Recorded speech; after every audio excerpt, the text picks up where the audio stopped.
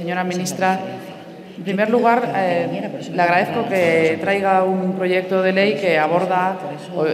intenta buscar soluciones a un problema real en lugar de crearlo, lo cual, viniendo de su Gobierno, pues es verdaderamente digno de encomio. El problema real es que existen en España cientos de miles, quizá incluso millones, de viviendas vacías que no prestan ningún rendimiento a nadie, ni a sus propietarios, ni a la sociedad, al mismo tiempo que hay gente que necesita una vivienda, que necesita ocupar esas casas y acceder a ellas en alquiler. Y el contexto en el que nos enfrentamos a solucionar ese problema es el fuerte arraigo que tiene en España la cultura de la vivienda en propiedad.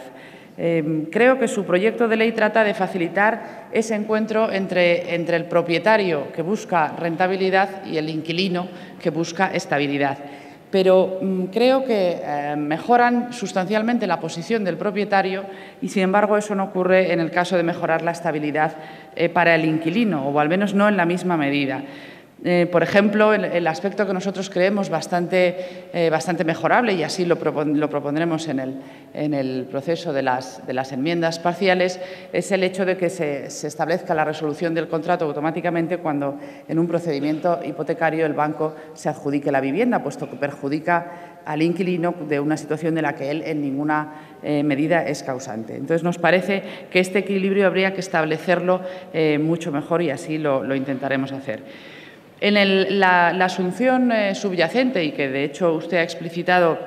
en las medidas que se adoptan en esta ley, es que al favorecer, al beneficiar esa rentabilidad para el propietario y esa facilidad a la hora de desahuciar al inquilino, habrá más propietarios que se animen a poner su vivienda en alquiler, por lo tanto, habrá más pisos en el mercado y estos pisos serán más baratos. Lo cierto es que esta presunción ya se ha hecho en otros viejos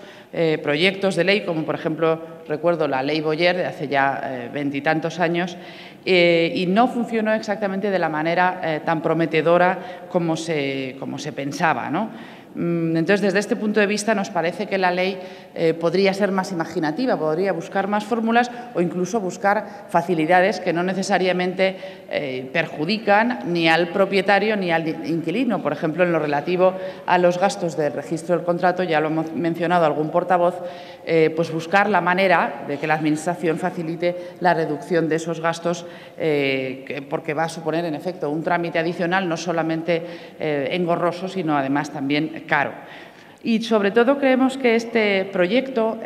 adopta una única perspectiva, que es la de considerar el asunto del alquiler de la vivienda simplemente como un mercado. Es verdad que lo es, de hecho es un mercado en el que hay una oferta de vivienda y una demanda de vivienda, pero nos parece que si se incluyeran otras ópticas que son fundamentales en el asunto de la cultura de la vivienda en España, se mejoraría sustancialmente y se conseguiría más fácilmente el objetivo que se pretende, que es el de fomentar el alquiler. Y desde esta perspectiva hay dos aspectos que quiero mencionar. En primer lugar, el punto de vista fiscal. Claro, no se puede tocar el alquiler sin tocar el asunto de la vivienda en propiedad, porque son dos aspectos que están relacionados y, de hecho, en los porcentajes que usted ha mencionado y que están recogidos en el proyecto de ley, queda claro que cuando asciende el porcentaje de gente que tiene una vivienda en propiedad, pues desciende el que la tiene en alquiler. Por lo tanto, son los dos aspectos los que hay que mencionar. Y la política del Gobierno en el tema de la desgravación de la compra de vivienda pues ha sido como mínimo errática. Ustedes prometieron recuperar la desgravación por la compra de vivienda que había eliminado el Gobierno anterior, lo hicieron en efecto, pero quizá por el temor a que quedara como solitaria promesa incumplida, ahora vuelven a eliminar esa desgravación. A nosotros nos parece bien que se elimine, porque nos parece necesario fomentar una cultura del alquiler. ¿Por qué? Pues porque la cultura de la compra de vivienda, y lo hemos visto claramente durante los años de bonanza y padecemos ahora sus consecuencias, fomenta la burbuja inmobiliaria, fomenta el sobreendeudamiento de las familias, fomenta la concentración del riesgo por parte de las entidades financieras, con las consecuencias que eso tiene después en sus balances, como estamos viendo ahora, y desincentiva la movilidad laboral, que creemos que es fundamental en un mundo que cada vez se hace más pequeño y del que las distancias son más cortas. La vivienda en propiedad actúa como lastre que obliga a los ciudadanos, o al menos les desincentiva de moverse fuera de su lugar habitual de residencia a buscar trabajo. Por lo tanto, creemos que falta reflejar realmente el problema de la vivienda en toda su complejidad y equilibrando este asunto de lo que es mercado de alquiler y lo que es mercado de compra.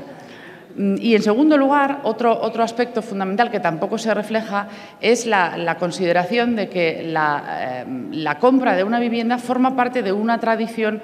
sociológica y cultural muy arraigada en España. Tan arraigada que, por ejemplo, series como Aquí no hay quien viva son incomprensibles en cualquier otro país europeo. Es decir, las tribulaciones de una comunidad de propietarios llevadas a una serie televisiva y con el éxito de público que tuvieron en su momento, sería impensable que ocurriera en cualquier otro país europeo. Está tan arraigada esta cultura de la vivienda en propiedad que creemos que es muy importante tomar medidas estructurales y medidas de largo aliento para cambiarla. Y, sin embargo, lo que se ha venido haciendo con las distintas leyes es una especie de movimiento pendular. Nos gustaría que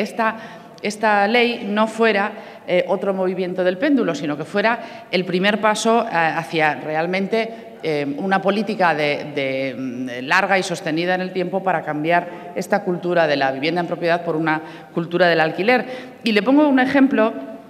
que es muy necesario y está muy vinculado con esto, que es la coherencia en las políticas. Si ustedes toman estas medidas para fomentar el alquiler, pero al mismo tiempo, por ejemplo, el proyecto de ley de desahucios que en estos momentos está redactando el Gobierno. Hemos oído en alguna ocasión de algún miembro del Gobierno, cuando se habla de la dación en pago, que necesariamente desde nuestro punto de vista tendría que estar incluida en esa ley, que si a los bancos se les obliga a establecer la dación en pago como forma habitual de firmar las hipotecas, esto va a encarecer el crédito. Y nosotros pensamos que a esto no hay que temerle. Es decir, precisamente una política coherente que quiera fomentar el alquiler y no seguir fomentando, como se ha hecho durante décadas, la adquisición de vivienda, no debe temerle a que el crédito sea más caro. Pues será más caro, habrá menos gente que compre una vivienda en propiedad, pero yo estoy segura que mucha de la gente que ahora mismo está siendo desahuciada porque no puede pagar su hipoteca preferiría en su día haber firmado un contrato de alquiler, que es mucho más fácilmente reversible cuando a uno la situación económica se le complica, en el sentido de rescindirlo y mudarse donde el alquiler sea más barato. Y por esto le digo lo de la coherencia de políticas, ¿no? Como el parque de vivienda social en alquiler, que también lo han mencionado otros portavoces y que confiamos en que aparezca en ese nuevo proyecto de ley. Como le digo, si se logra esta coherencia y si esta ley es el primer paso para ese cambio sociológico y cultural que hay que llevar a cabo, pues creemos, aun con los fallos que le vemos y con las enmiendas que presentaremos, creemos que puede ser una buena ley. Si es simplemente otro movimiento más del péndulo, pues pensamos que se quedará en poca cosa.